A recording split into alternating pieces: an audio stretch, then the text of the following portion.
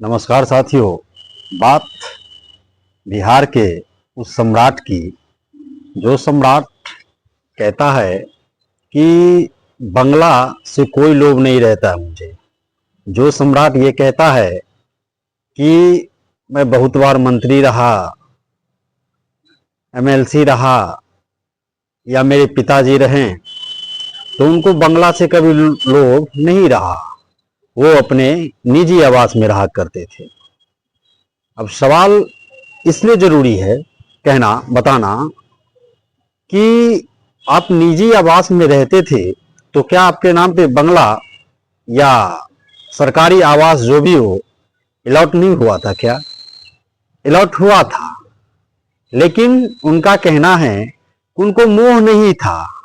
वो अपना ऑफिस उसमें चलाते थे, कार्यालय चलाते थे, पॉलिटिकल कामकाज देखते थे या जो भी देखते थे, लेकिन वो सरकारी आवास में रहते तो नहीं थे। अब सवाल वही हो गया ना कि हम दारू नहीं पीते हैं, बस उसको मुंह में ऐसे डाल देते हैं, वो चुपचाप अंदर चला जाता है, लेकिन हम दारू का सेवन नहीं करते। सम्राट चौधरी जी, अगर आपके नाम से बंगला अलॉट हो ही गया, आप भले उसका यूज कार्यालय में कीजिए या ऑफिस वगैरह में जो भी कीजिए उसका उपयोग, तो आपके नाम से तो अलॉट हुआ ना। आपने सरकारी संपत्ति का लाभ लिया ना कि नहीं लिया? अजीब बेतुका बात सब पर इस देश में या बिहार में, अभी फिलहाल बिहार की बात करते हैं, बिहार में बयानबाजी चल रहा है। नीट छात्रा पे कोई बात करने को तैयार नहीं है। नीट छात्रा के साथ हत्या हो गया, बलात्कार हो गया, रेप करके मार दिया गया या जो भी हुआ, उस पर बात करने के लिए कोई तैयार नहीं है। नीट का पेपर लीक हो जाता है, लाखों करोड़ों बच्चों का भविष्य के साथ खिलवाड़ किया जाता है, उस पर कोई डिबेट नहीं होता इस देश में। डिबेट किस बात पे हो रहा है कि राबड़ी देवी जी बंगला खाली नहीं कर रही है। डिबेट किस बात पे हो रहा है कि किसके माँ ने दूध पियाया जो बंगला खाली नहीं करेगा, किसके बाप का राज है जो बंगला खाली नहीं करेगा, इस बात पे डिबेट हो रहा है। लेकिन किसके बाप का राज था कि कौन बपौती समझा था नीट के पेपर का जो लीक करवा दिया, और लीक जो करवाया पकड़ा गया, जो भी लोग सीबीआई के माध्यम से, वो गिल्टी है या नहीं है ये साबित अभी तो नहीं हुआ है, लेकिन आरोप तय तो अभी नहीं हुआ है, लेकिन पकड़ा गया है। कौन है वो लोग, क्यों पकड़ा गया, क्या सही है क्या गलत है, या मामला को निपापोती करने के लिए पकड़ा गया, किसी या सीबीआई क्या पूछ रही है, इस बात का को सार्वजनिक अभी तक नहीं किया गया है। बस मामला को निपापोती, चूंकि करोड़ों करोड़ अरबों का मामला होता है पेपर लीक करना। कोई महान लोग बोल रहे थे, बड़े पद पे आसीन है, नाम मैं नहीं लेना चाहूंगा क्योंकि मैं छोटा लोग हूं, डरता हूं जेल जाने से, बहुत बात होती है। तो उसने बोला था कि क्वेश्चन लीक नहीं हुआ है, क्षमा कीजिए, पेपर लीक नहीं हुआ है, मात्र उसमें से कुछ क्वेश्चन लीक हो गया था। तो खान सर के माध्यम से मुझे पता चला, तो खान सर ने इसका जवाब दिया कि भाई ये तो वही बात हो गया कि मरा नहीं है, बस सांसें बंद हो गई है। तो सवाल देखिए कहां जा रहा है इस देश का। बिहार की राजनीति हो, देश की राजनीति हो, मुद्दा पे कोई बात करना नहीं चाहता है। शिक्षा मंत्री धर्मेंद्र प्रधान हैं, उस शिक्षा क्या जो कार्यालय है, शिक्षा मंत्री का जो वो है, उसमें आग लग जाता है।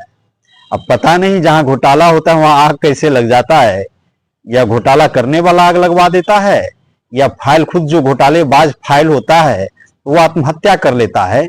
इसका भी कहना बड़ा कठिन होगा, क्योंकि हमारे देश में राजनीति को इतना गंदा बना दिया गया, इतना गंदा बना दिया गया, और आम जन में, भले आम जन लोगों को, नेताओं को वोट दे देता है, कभी हिंदू के नाम पे, कभी मुसलमान के नाम पे, कभी जात के नाम पे, कभी धर्म के नाम पे वोट दे देता है।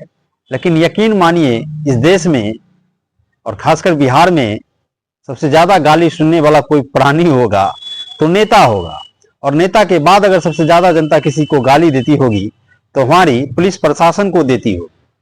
क्योंकि विनम्रता ये है ना हमारे देश का कि पुलिस वाला आम पब्लिक को ऐसे प्रताड़ित करता है, ऐसे टॉर्चर करता है, जैसे लगेगा आप बहुत बड़े आतंकवादी हैं, बहुत बड़े क्रिमिनल हैं और पैसा दे दीजिए। हालांकि सभी पुलिस वाले लोग ऐसे नहीं होते हैं, लेकिन पैसा आप जब दे दीजिए तो पता नहीं वो राजा राम से भी बड़े ईमानदार छवि के और क्या कहें वो सतगुरु लोग नहीं होते हैं, वैसा प्रवचन देने लगते पुलिस वाले लोग। अगर पैसा मिल जाए टेबल के नीचे से या टेबल के ऊपर से, हालांकि सभी पुलिस वाले ऐसे नहीं होते। बहुत पुलिस वाले को मैं जानता हूं जो व्यक्तिगत रूप से इस छवि के नहीं होते हैं कि पैसा के ऊपर बिक जाए, गलत को गलत और सही को सही कहते हैं। लेकिन बदनामी तो कुछ लोग के कारण विभाग का होता है या नहीं होता है। ठीक वही बात है, पहले जमाना में के जो नेता हुआ करते थे, यकीन मानिए वो खादी वाले होते थे। खाकी पहले वाले के जो पुलिस वाले होते थे वो खाकी वाले होते थे, ईमानदार छवि के लोग होते थे। ईमानदार छवि के लोग नेता बनते थे, धन अर्जित करने में नहीं लगाते थे। अब तो चुनाव भी आर्थिक हो गया है। पहले चंदा चुटकी से लोग चुनाव लड़ते थे, लेकिन अब तो चुनाव भी आर्थिक आधार पर होने लगा। जो जितना दारू देगा, जो जितना पैसा देगा, उसको वोट जनता भी देती है। तो जनता वोट देती है तो लोग खर्चा करेंगे, बिजनेस। और खर्चा करेंगे तो बिजनेस करेंगे तो चाहेंगे ना कि वो 1 करोड़ चुनाव में खर्चा किया है तो उसको 1.5 करोड़ का कमाई कर ले, 2 करोड़ का कमाई कर ले, चूंकि आगे भी चुनाव उसको लड़ना है। तो कहीं ना कहीं ये जनता भी दोषी होता है। खैर, इन सब बातों को छोड़िए, बात यहां आ जाते हैं कि राबड़ी देवी का आवास खाली करवाया जा रहा है। तो किस हैसियत से मुख्यमंत्री जी, आप नीतीश कुमार जी जिस एक अन्य मार्ग में रहते थे उसको, उस आवास को और एक और आवास जो डिप्टी सीएम के नाम से शायद अलॉट था, सम्राट जी, उस दोनों को मिलाकर आप 14 एकड़ के बंगला में रहते हैं। और आप बड़ा दूध के धुले, आपका बाप भी दूध का धुला, आप भी दूध का धुला, आप दोनों दूध के धुले थे। आपके पिताजी सम्राट, वो क्या नाम था, असोनी चौबे नहीं, क्षमा कीजिए, असोनी चौबे नहीं, कोई नाम था, मैं मिस कर रहा हूं। उन्होंने कहा था, आपके पिताजी ने, सम्राट जी, कहा था कि नरेंद्र मोदी का सीना चूर देंगे, तोड़ देंगे। वही ना आपके पिता शकुनी चौधरी जी, क्षमा कीजिएगा, याद आया, लेट से आया याद। तो शकुनी चौधरी ने कहा था कि नरेंद्र मोदी का सीना तोड़ देंगे, सीना फाड़ देंगे, वगैरह वगैरह, जो भी हो, उसको गाली दिया था, उनको गाली दिया था। फिर उन्हीं का बेटा भाजपा ज्वाइन कर लेता है और मुख्यमंत्री बन जाता है। इसलिए भाजपा ज्वाइन करने के बाद मुख्यमंत्री बन जाता है क्योंकि राजनेताओं में सबसे ज्यादा मर्यादा को कोई तार किया तो सम्राट चौधरी जी आपने किया। लालू यादव को गाली देना हो, राबड़ी माता को गाली देना हो, या लालू जी को या राबड़ी जी को गाली देने में आपका क्रेडिट जाता है। आप खुद वीडियो में कहते हैं, आप नंबर 1 पे आते हैं। ये आपकी मर्यादा है, आपका संस्कार है। हालांकि बाप के अंदर से ही बेटा के अंदर संस्कार आता है। तो जिसके पिता को संस्कार नहीं होगा, उसके बच्चे को भी संस्कार नहीं होगा। तो आप संस्कार विहीन, चरित्र विहीन बात करने वाले लोग हैं, तथ्य विहीन बात करने वाले लोग हैं। जब बात शिक्षा पे हो रही थी तो आपने बंगला खाली करवाने का मुद्दा छेड़ दिया, आपने हरा गमछा वाले को एआई के माध्यम से खोजने का मुद्दा छेड़ दिया। सवाल वही रहेगा, क्या कि कभी भी इस देश में शिक्षा के प्रति आप जनता को जागरूक कीजिएगा कि नहीं कीजिएगा? उच्च शिक्षा के लिए फीस की जो मापक है, वो पैमाना है, उसको आप सही तरीके से लागू कीजिएगा कि नहीं कीजिएगा? प्राइवेट स्कूलों में री एडमिशन के नाम पे लूटा जाता है, उसको बस बयानबाजी करके फाइल के अंदर समट के रख दिया जाएगा, या उसको लागू पटल पे करवाइएगा कि नहीं करवाइएगा? आपने कितने स्कूल में जाके इसको लागू करवाया? स्कूल किताब बेचता है, स्कूल यूनिफॉर्म में कमीशन लेता है, स्कूल किताब में कमीशन लेता है, फीस दिन प्रतिदिन प्राइवेट स्कूल का बढ़ता जा रहा है। आप री एडमिशन के नाम पे स्कूल लूट रहा है अरबों खरबों। लेकिन आप जैसे लोग, आप जैसे नेताओं को इस बात से कोई मतलब नहीं है। आपको इस चीज से मतलब है कि आपका एक अन्य मार्ग, जो पहले नीतीश कुमार जी रहते थे, उसको बड़ा करके दो आवास मिलाकर 14 एकड़ का आप बना लिए। आपको इस बात से मतलब है। आप क्या बोले थे नीतीश कुमार जी के बारे में ना, नीतीश कुमार जी तुरंत झोला उठा के चल दिए, मुख्यमंत्री से हटे, बस कुछ दिन का समय लिए, तुरंत अपने मन से बिना किसी के कहे हुए चल दिए।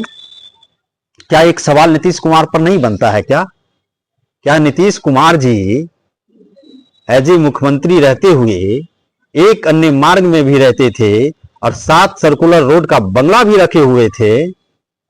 क्या सवाल उनसे नहीं बनता है? क्या उनकी बपौती थी, या उनके बाप का बंगला था, या आपके बाप का बंगला था जो आपने दिया? शर्म नहीं आता है आप लोगों को? अरे राबड़ी देवी को विपक्ष के नेता होने के कारण उनको आवास मिला हुआ है, तो अभी तो विपक्ष की नेता है, अभी तो विधान परिषद की विपक्ष की नेत्री है ना वो जी, तो उसको आवास किस हैसियत से खाली करवाया जा रहा है? देखिए, आवास का मोह माया नहीं होता है, विडंबना ये होता है कि आप किसी आवास में रहिए और बार बार आपको बोला जाएगा कि इस आवास में चले जाइए, उस आवास में चले जाइए। तो आपने क्या किया? वो जो दलित समाज से आने वाले मंत्री हैं उनको दूसरा अलॉट दिया था, आपने बंगला दिया था ना जी, आवंटन किया था ना आपने। लेकिन आपने क्या किया? उसी मंत्री को, दलित समाज से आने वाले मंत्री को राबड़ी देवी का आवास आवंटन कर दिया। क्यों? क्योंकि एक राजनीतिक माहौल बने। बताइए, राजनीति का इतना स्तर आप गिरा दीजिएगा?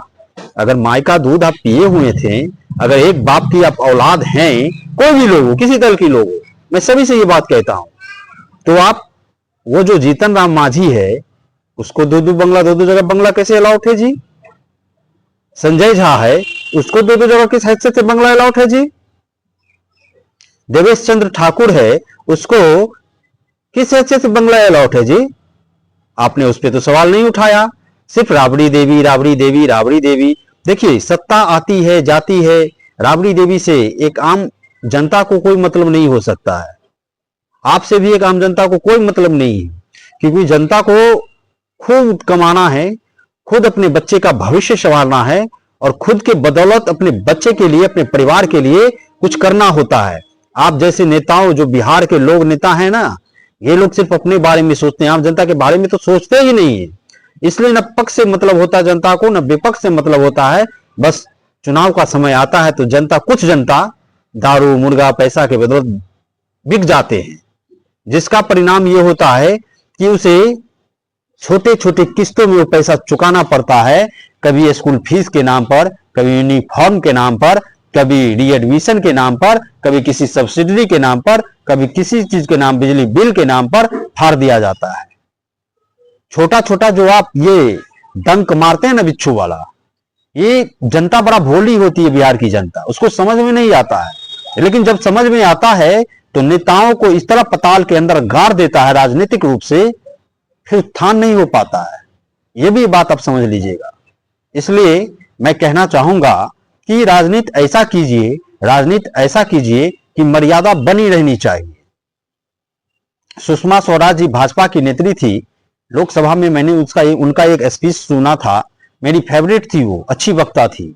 मैंने उनका एक जो सुना था स्पीच कि दुश्मनी करो तो जम के करो, लेकिन इतनी गुंजाइश रहने दो कि फिर कभी दोस्ती हो जाए तो शर्मिंदगी महसूस ना हो।